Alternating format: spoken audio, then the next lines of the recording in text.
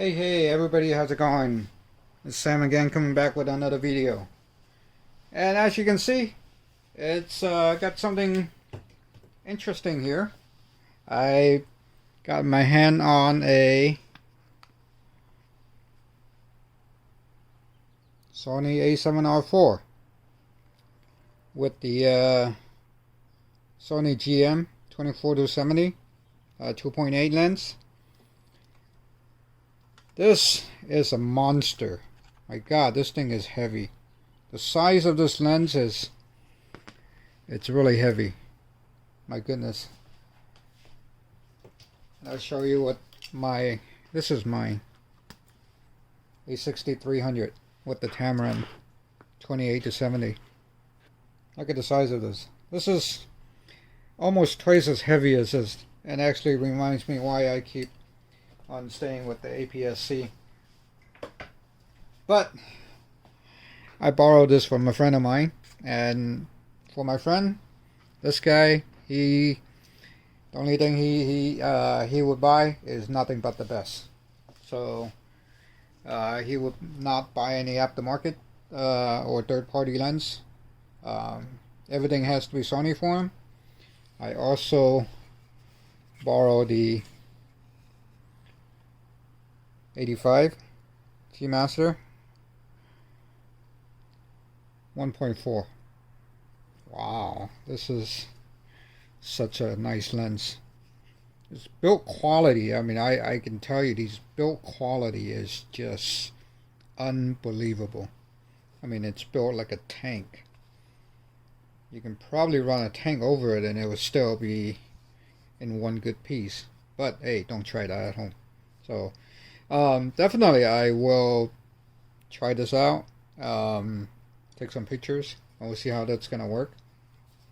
And I will show take some picture with this lens and compare it with my A6600. We'll see what the difference are. And this one at so high of a megapixel, it should give me a lot more details on images. But I already seen the raw file. The raw file is almost 3 times as big. The A6300, the raw file is about just about 25 meg. This thing is almost close to 60 megabyte for the raw file. So it's 3 times as big. I borrowed this from my friend. The next couple of days I will be shooting some graduation pictures for my my niece. So I just thought that, hey, why not? He has the equipment, might as well just borrow it and see how well this thing will do. I mean, I can shoot it with my A6600, but this is, of course, it's a total different level.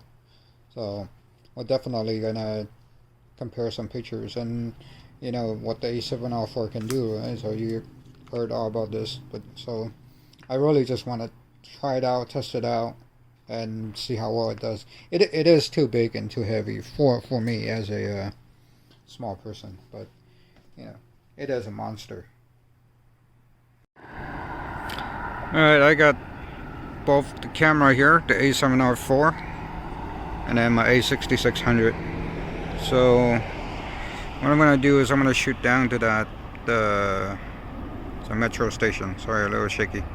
Metro station. So I'm gonna have this at 70 and roughly this one at about 50, 40 something, so just to get about the same composition. And right now I'm set it to on a F10 on both, and then on a 2-second timer. The exposure time is a little different because it's the both camera. It's a different sensor. So I'm gonna expose this with 6 seconds because it's got a higher megapixel, so it's not picking up the light as good as just a 24 megapixel. So the 24 megapixel seems a little bit brighter. So, but we'll definitely take a look at it. So let me take the picture and then we'll see what that is. I'm in Lightroom right now, so I got the two images up from the previous night for the Metro rail station here. The A6600 image is on the left, the A7r4 is on the right. These are straight out of camera JPEGs. I didn't make any changes. Didn't want to use the raw. It's the raw file you can alter, but I'll show you what I do with the raw image later. These are just straight out of camera. So instantly, I mean, from my eye, just straight out of, you know, looking at it. The A7r4 looks a bit cleaner, and the A6600, it's still it's very clean, but of course the A7r4, maybe due to the high megapixel, it gives you a bit of what's that, more sharper look, I believe. So let's punch in a little bit. So here's the building. I mean, you can see it's not quite exactly the same focal length, but you can definitely see the image is just sharper on the A7R4 with less noise. It's cleaner. So you know, that's the benefits of the bigger, definitely a bigger sensor. Yeah, so this is just as amazing. The color is a little bit cooler on the A7R4, that's for sure. I'm gonna take a couple images of downtown LA. It's a little windy today. Let's see how that's gonna work out in brighter daylight. I was just down there yesterday taking a picture of that train station, that metro station. But I'm up here in the hills. We'll see if we get a picture of downtown and see if we can look into it, see what the difference are between the two sensors. So I have the settings here at 100 ISO, f10. This is 1/200. And on this guy, I have it at f10, ISO 100, and 1/160. Okay, so this one image I just took a little bit earlier. Again, a JPEGs, downtown LA, A6600 on the left, A7R4 on the right.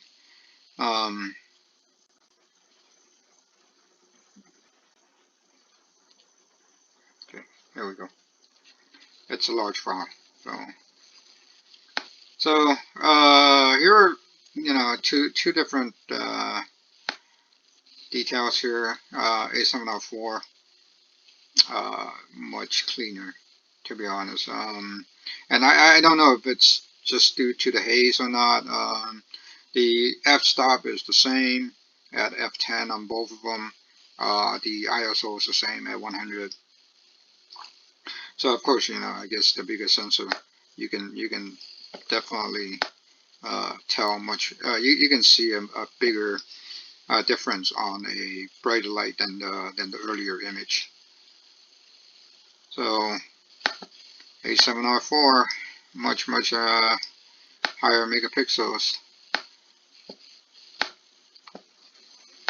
much more contrast.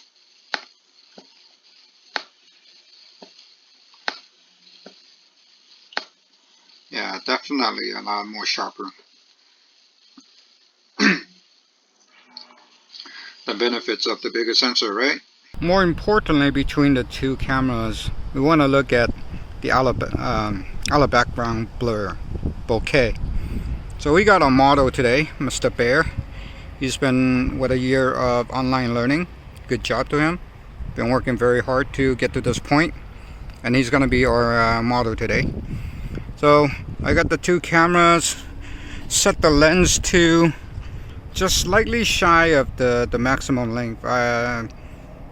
The zoom lens usually is the longest end, and the shortest end is the weakest. So I just kind of pull back slightly, just about 65 ish, and roughly on here we're trying to get match up with the same focal length. And here we're looking at both on f2.8 1/640th and ISO 100. So we're gonna see how that's gonna look on the pictures. Let's take these pictures.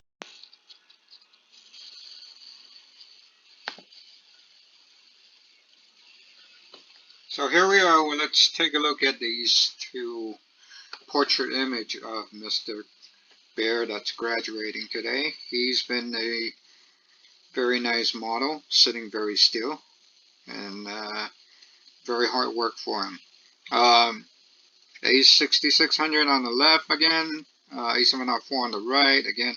A6600 looks to be just a little bit warmer, and somehow it looks like a little bit brighter. At the same setting, at f10, 1/640th, and at ISO 100. So if you can see the background blur, of course, on the A7r4, it's slightly a little bit more out of focus. The A6600 with the crop sensor, trying to make it as close to the same focal length as possible, but obviously looking at here, it's slightly a little bit off. It's not exactly identical, but you're getting a crop sensor versus the bigger sensor. And here's the out of focus that you're looking at. It's very subjective. Some people likes it more blown out. Some people likes it just the way it is. I personally like to have a little bit of the background, so I know where I'm taking the picture, except say if I'm taking picture right next to a dumpster or something, yeah, you want to get those blown out. So but yeah, the out of background focus is awesome. So let me punch this in a little bit as well as the sky. Let's see, come on, it's a huge file. So right now at 100% zoom, as you can see, it's a little bit off, and the focal length is just ever so slightly. So yeah, so you can see there's two, and the biggest the difference is you get the depth of field on the actual image itself. As you can see, I focus clearly on the somewhere on the eye area here, and on the side you can see a little bit of the blurriness with the f2.8. Still, the focal the focal length, I'm lost with the words. The depth of field is still much more shallower than. I just put on the 85 1.4. We'll see how much different this one look at f1.4. It should be very, very big difference in regards to the out of background blur, the separations. But the bokeh it's just very subjective to everybody. So don't take this literally, say the bokeh is much better on that. It varies different between different people. But I just wanted to take a look and see how big of a difference is at 1.8. Alright, so here I'm looking at two different lenses. On the right, this is all shot on the A7r4. On the right is it's the zoom lens, the 24-70 zoom lens 2.8, and on the right is an 85 1.4, and right here this one I believe is at 1.4, and you can see that the olive ground focus, the bokeh, basically the background just got destroyed. So see how smooth the background is. That's what you really pay for on this kind of lens, the $2,000+ lens. So these are nothing but the best. When you get the Sony GMs, and any other brands are the same with the Nikons and Canons and you know, all these the branded lens, so they're just absolutely the best that you can get. So again, let me see if I can punch in a little. Okay, too far. 100%. Punch in this guy. Come on. Too far. Okay. 100%. Still loading. It's a huge file. Yeah, the 85, the focal length itself, it's a little bit more than the 75, 60 something. So let's do this. This is about right. Wow, you look at the sharpness on both of this, and I'm on a tripod. I'm not even shooting on my on handheld. I'm on a tripod. So look at the sharpness on the 85. This is a 1.4. My goodness. Prime lens versus your zoom lens. So this is the quality that you're gonna get, and you know you pay what you get. That's just that. So I mean, be like my friend who has some money that you can buy the best. You know, he wouldn't buy any of the third parties, and that doesn't mean that third parties are bad. The Sigmas and you know Tamrons are really killing it right now. But of course, you know the branded one is just absolutely gorgeous lens. So, oh my goodness. Okay, so this too is just the same. It's on the 85. Um, the one on the left is at 1.4, and the one on the right is shot at f2. You see the difference. F2, 1.4. Look at this on the background. There's such a big difference from between f2 and at 1.4. Yeah, the background just completely get destroyed. So zoom in 100%. Zoom this guy in 100% and see what we got. It's a big file. Too much. Come back. 100%. F2. F2 is, as you know, if you stop it down a little bit, your sharpness will actually even increase. And then just look at the 1.8. I mean, no, not the 1.8. I'm sorry, the 85 at 1.4. It's tremendously sharp already. If you stop it down by just slightly, your image can increase the sharpness by so much. Yeah, that again, you know, it is the best lens in the market that you can get, um, but not at the same, not the best price for sure. So you want quality, you definitely need to get you know these high end lens. So wow, not expecting these sharpness, and you know first time I have ever shot the A7R4, and you know again first time I ever shot any of these lenses, and it's just oh my god, tremendously nice. It's just nice. I don't even know how to express it anymore. These are just incredibly nice. But you know, my issue with this is you know the camera itself is it's bigger than my hand. I can't hold it as long as I can. But you know when it's worse on the first day, but the second day the camera itself is fine. But still dealing with these bigger lens, it's the biggest issue that I have. So no, that's me. You know, if you have a lot of money to burn, definitely you can get the best you can, A7R4 and the much more expensive bigger lens.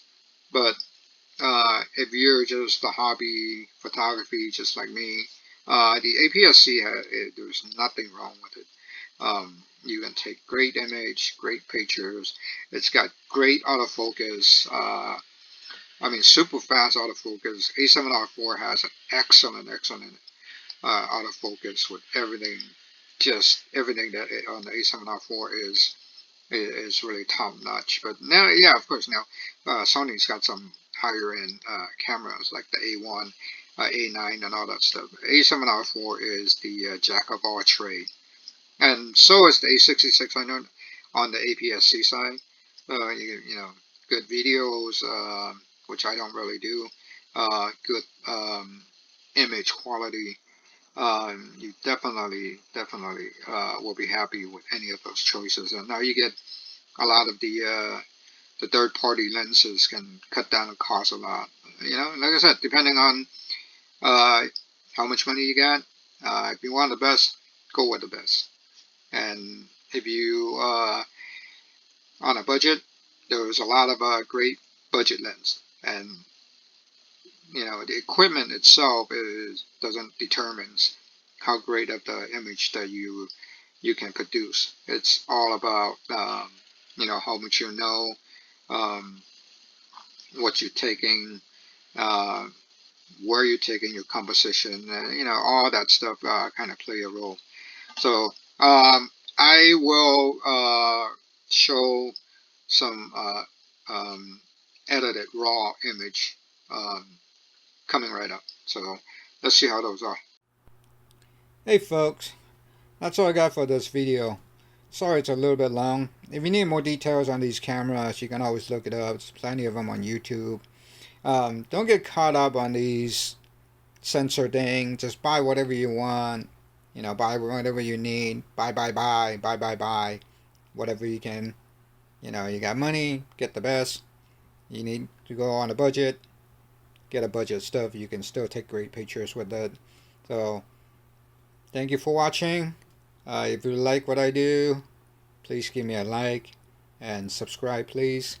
If you don't like my video, it is okay. Thank you so much for coming and watching. I'll see you next time.